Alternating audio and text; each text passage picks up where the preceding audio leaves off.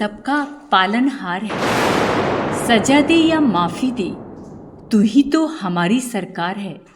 Happy Mahashivratri. कहते हैं कि महाशिवरात्रि केवल भगवान शिव और माँ पार्वती के विवाह का पर्व ही नहीं, बल्कि एक आध्यात्मिक शक्ति जागरण की रात है। जो भी इस दिन सच्चे मन से भगवान शिव की भक्ति करता है, उसके सारे पाप नष्ट हो जाते हैं। इस रात जागरण करने का अर्थ है अज्ञान के अंधकार से ज्ञान के प्रकाश की ओर जाना।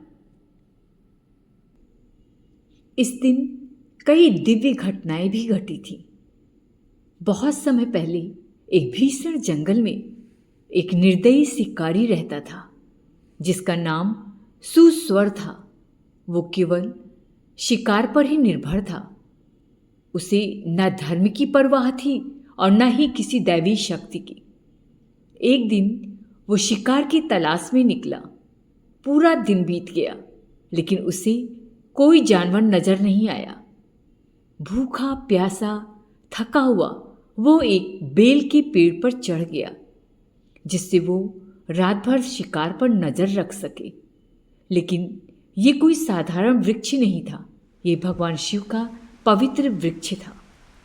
रात बढ़ती गई, शिकारी को भय लगने लगा।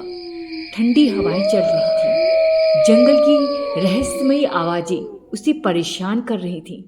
उसका दिल डर से कांप रहा था। शिकारी अपनी रक्षा के लिए बेल की पत्तियों को तोड़कर नीचे गिरा रहा था, लेकिन नीचे वहां एक शिवलिंग था। जैसे ही बेलपत्र शिवलिंग पर गिरे, वो अपने आप ही भगवान शिव की पूजा बन गई।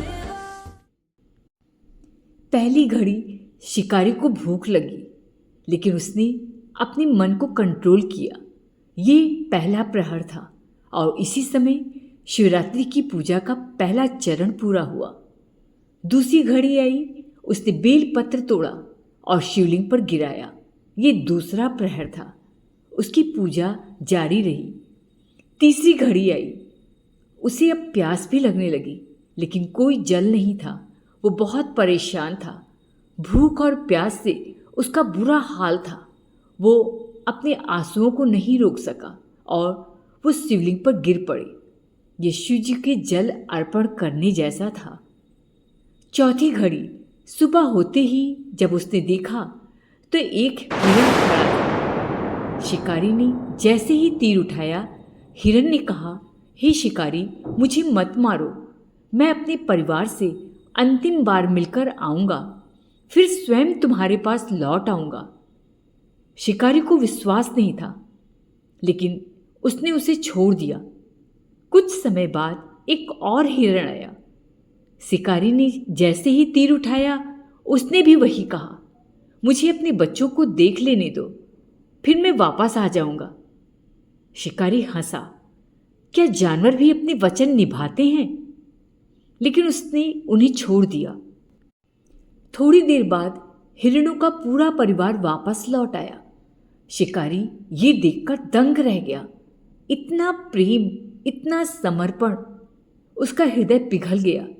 उसकी आंखों से आंसू निकलने लगे और उसने फिर भगवान शिव को याद किया और बोला, हे भगवान, ये आपकी कैसी लीला है।